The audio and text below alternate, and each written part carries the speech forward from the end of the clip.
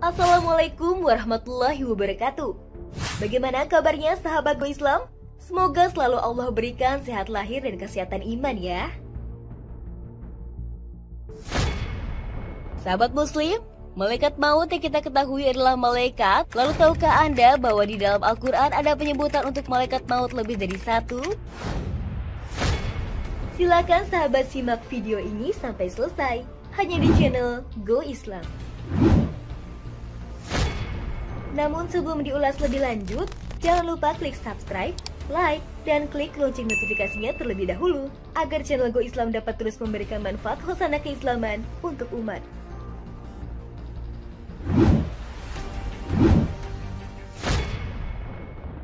Ada dua keterangan dalam Al-Quran yang menerangkan tentang jumlahnya malaikat pencabut nyawa. Pertama disebutkan dengan kata tunggal. Hal ini sebagaimana yang telah difirmankan oleh Allah Subhanahu wa Ta'ala dalam surat As-Sajdah ayat 11 yang artinya, katakanlah, malaikat maut yang diserai untuk mencabut nyawamu akan mematikan kalian. Kemudian kepada Tuhan kalian akan dikembalikan. Al-Quran surat As-Sajdah ayat 11. Pada ayat ini, malaikat disebutkan dengan kata tunggal, malak, yang menunjukkan bahwa jumlah malaikat pencabut nyawa hanya satu. Kedua disebutkan dengan kata jamak. Pada ayat-ayat berikut, malaikat pencabut nyawa disebutkan dengan kata jamak, yaitu al-malaikah. Adapun ayat tersebut adalah pertama surat Muhammad ayat 27 yang artinya, maka bagaimana nasib mereka apabila malaikat maut mencabut nyawa mereka, memukul wajah dan punggung mereka? Al-Quran surat Muhammad ayat 27. Kedua, surat An-Nisa ayat 97 yang artinya, sesungguhnya orang-orang yang dicabut nyawanya oleh malaikat-malaikat dalam keadaan menzalimi sendiri, mereka para malaikat bertanya, bagaimana kamu ini? Mereka menjawab, kami orang-orang yang tertindas di bumi, Mekah. Mereka para malaikat bertanya, bukankah bumi Allah itu luas? Sehingga kamu dapat berhijrah berpindah-pindah di bumi itu, maka orang-orang itu tempatnya di neraka jahanam, dan jahanam itu seburuk-buruk tempat kembali. Al-Quran surat An-Nisa ayat 97. Ketiga, surat Al-An'am ayat 61 yang artinya, dialah penguasa mutlak atas semua hambanya dan diutusnya kepadamu malaikat-malaikat penjaga. Sehingga apabila kematian datang kepada salah satu seorang di antara kamu, malaikat-malaikat kami mencabut nyawanya dan mereka tidak melalaikan tugasnya. Al-Quran surat Al-An'am ayat 61.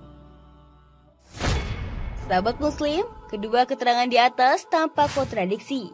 Satu menyatakan satu, sedangkan yang lainnya menyatakan banyak. Namun, prinsip yang terpatrik kuat dalam sanubari seorang mukmin adalah keyakinan kuat bahwa tidak ada sedikit pun kontradiksi dalam Al-Quran, karena kitab suci ini turun dari Allah Tuhan semesta alam. Allah berfirman dalam surat An-Nisa ayat 82 yang artinya, tidakkah mereka menghayati mendalami Al-Quran? Sekiranya Al-Quran itu bukanlah dari Allah, pastilah mereka menemukan banyak hal yang bertentangan di dalamnya. Al-Quran surat An-Nisa ayat 82.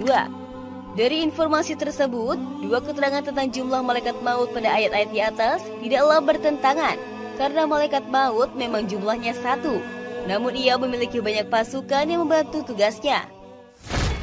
Sebagaimana dijelaskan dalam hadis dari sahabat Barra bin Azib, Rasulullah bersabda bahwa sesungguhnya bila seseorang beriman hendak meninggal dunia dan memasuki kehidupan akhirat, ia didatangi oleh segerombol malaikat dari langit.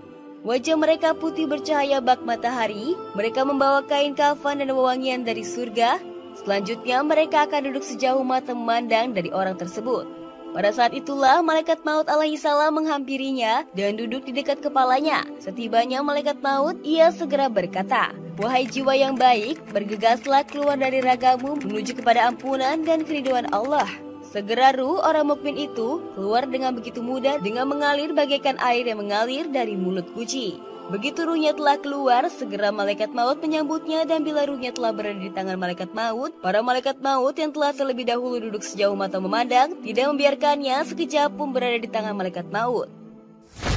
Para malaikat segera mengambil ruh orang mukmin itu, kemudian membungkusnya dengan kain kafan dan wewangian yang telah mereka bawa dari surga. Dari wewangian ini akan tercium semerbak bau harum, bagaikan bau minyak misik yang paling harum yang pernah ada di dunia. Selanjutnya, para malaikat akan membawa ruhnya itu naik ke langit. Tidaklah para malaikat itu melintasi segerombolan malaikat lainnya, melainkan mereka akan bertanya, "Ruh siapakah ini?"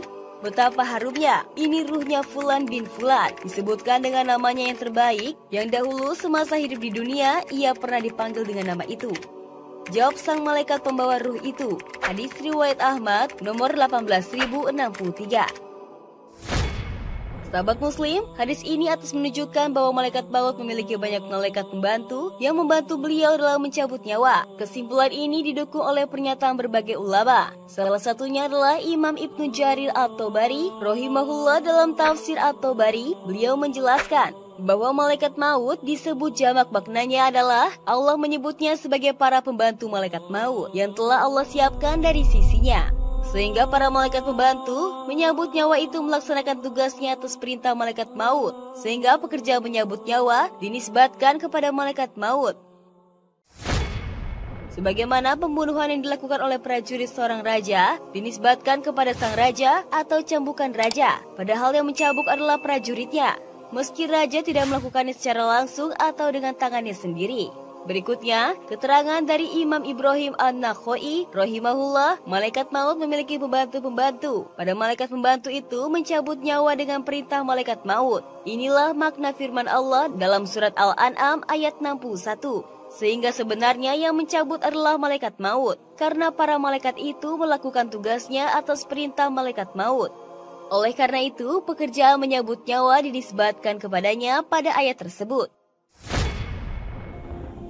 Syekh Muhammad bin Shalih Al-Utsaimin rahimahullah juga menegaskan, malaikat maut memiliki pembantu-pembantu yang membantunya dalam mengeluarkan ruh dari jasad. Saat itu sampai di kerongkongan, malaikat maut datang mencabutnya. Sahabat Muslim, kematian pasti akan menghampiri kita. Dengan demikian, hendaknya kita senantiasa berbuat kebaikan dimanapun dan kapanpun. Karena malaikat maut senantiasa menghampiri setiap manusia dari waktu ke waktu. Semoga kita diberikan waktu kematian di mana kita melakukan amal baik. Amin ya Rabbal Alamin. Wallahu a'lam bishawab. Sahabat Go Islam, jika video ini memberikan manfaat, jangan lupa untuk share ya, agar kita ikut menyebarkan kebaikan. Karena kata Rasulullah, barang siapa menunjukkan manusia kepada kebaikan, maka ia memperoleh pahala seperti pahala orang yang melakukannya. Hadis riwayat Muslim. Wassalamualaikum warahmatullahi wabarakatuh.